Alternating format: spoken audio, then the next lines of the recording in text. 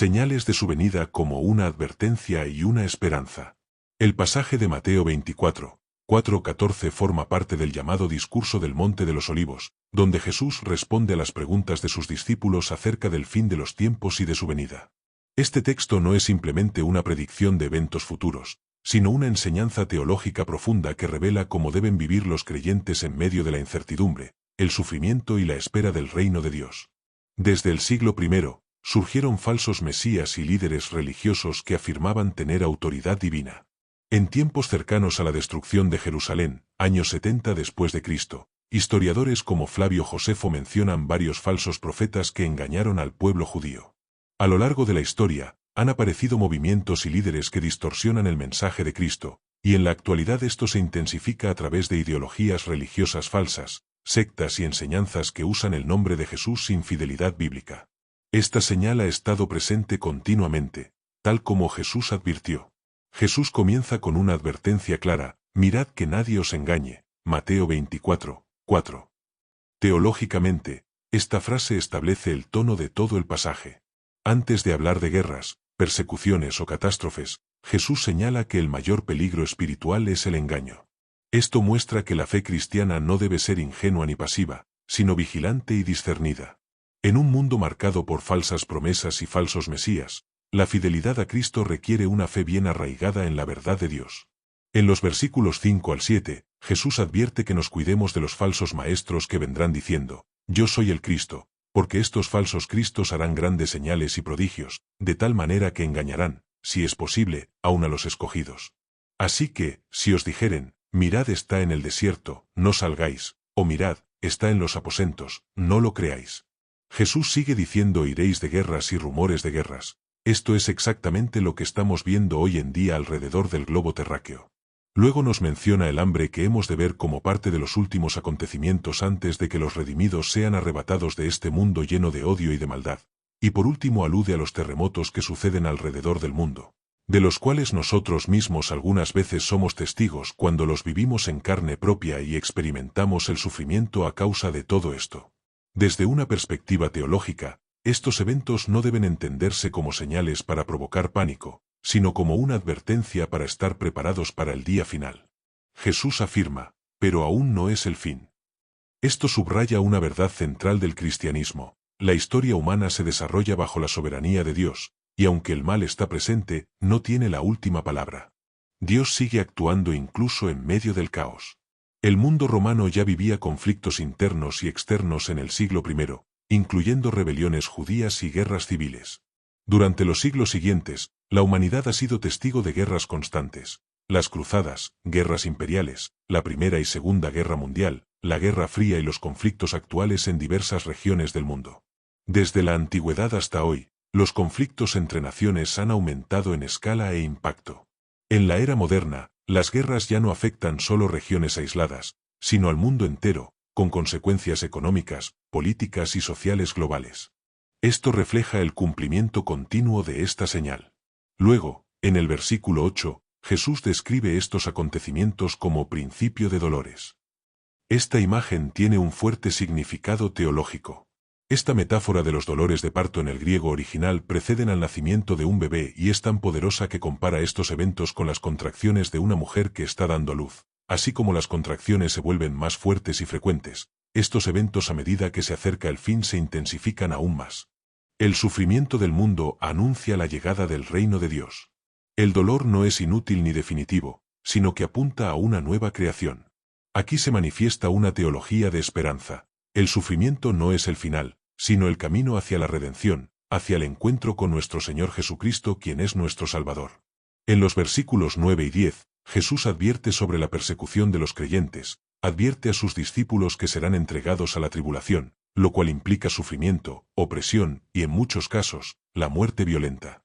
Históricamente, esto se ha cumplido desde los primeros apóstoles, muchos de los cuales fueron martirizados, como se cree que sucedió con Pedro, Andrés, Santiago, Juan y el apóstol Pablo, entre otros. También ha sido una realidad para los cristianos a lo largo de la historia, a través de persecuciones por parte de diversas autoridades, incluyendo el Imperio Romano y otros regímenes. Los seguidores de Jesús serían objeto de odio generalizado debido a nuestra fe y lealtad al nombre de Cristo. Esto resalta que la fe cristiana a menudo choca con los valores e ideologías del mundo, provocando rechazo y hostilidad. Esto revela el conflicto entre el reino de Dios y los poderes del mundo. Seguir a Cristo implica una lealtad que puede traer rechazo, incluso por parte de otros creyentes. Jesús no promete una fe cómoda, sino una fe probada.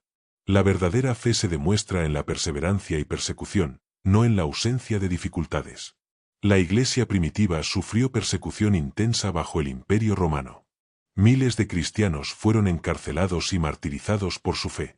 En los siglos posteriores, la persecución continuó en diferentes contextos. Incluso hoy, en varias partes del mundo, los cristianos enfrentan discriminación, violencia y muerte por causa del nombre de Cristo.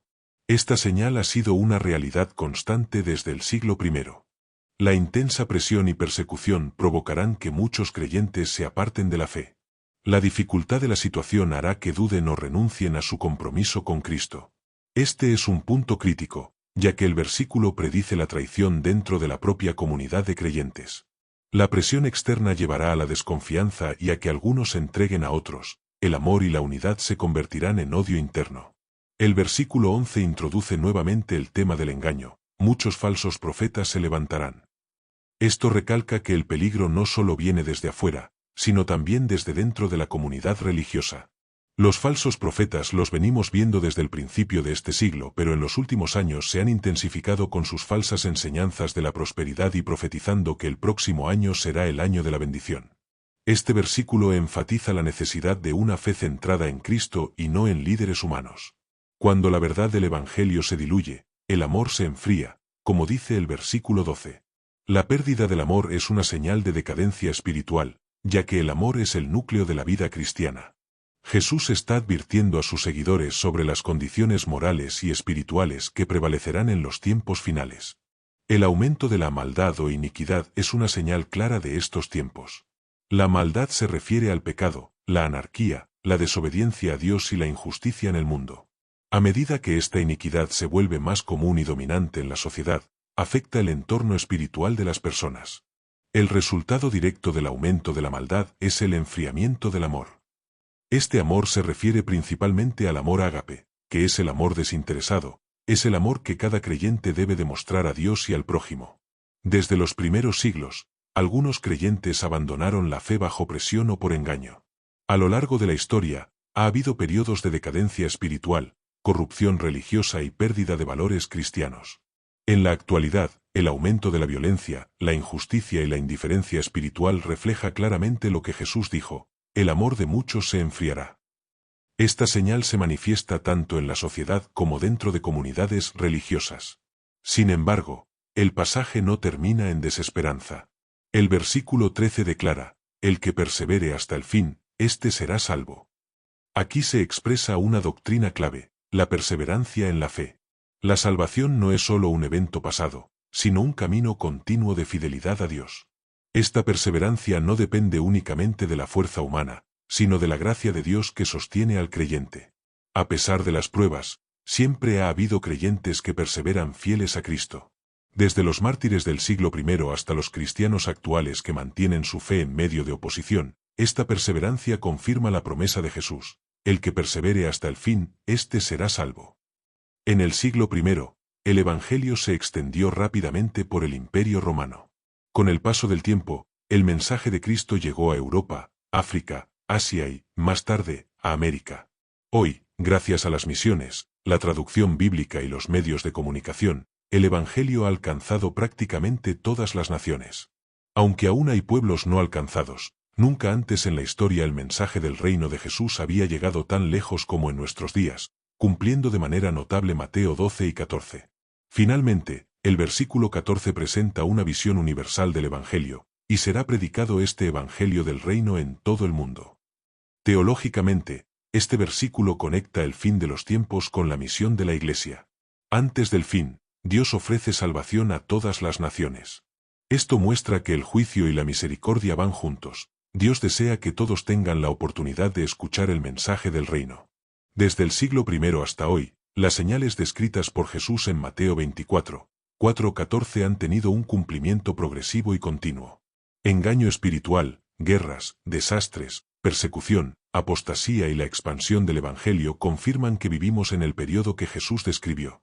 En conclusión, Mateo 24, 4-14 ofrece una enseñanza teológica que combina advertencia, realismo y esperanza. Jesús llama a sus seguidores a vivir con discernimiento, perseverancia y amor en medio de un mundo marcado por el sufrimiento. El pasaje no invita al miedo, sino a una fe activa y comprometida, confiando en que Dios guía la historia hacia la consumación de su reino. Así, el creyente vive no esperando el fin con temor, sino con esperanza y creyendo en las promesas de Dios para su pueblo. Si llegaste hasta el final de nuestro vídeo, es porque ha sido de gran bendición para tu vida. Te voy a pedir un gran favor: que lo compartas, que te suscribas a nuestro canal, que me des un me gusta, que actives la campanita de notificaciones para que no te pierdas nuestra próxima edición. Haciendo esto ayudará a que este vídeo pueda llegar a más personas, y usted pueda ser partícipe de una gran bendición, porque juntos estaremos llevando el mensaje de salvación de nuestro Señor Jesucristo a todas las naciones. Que Dios le bendiga y espero volverle a ver pronto.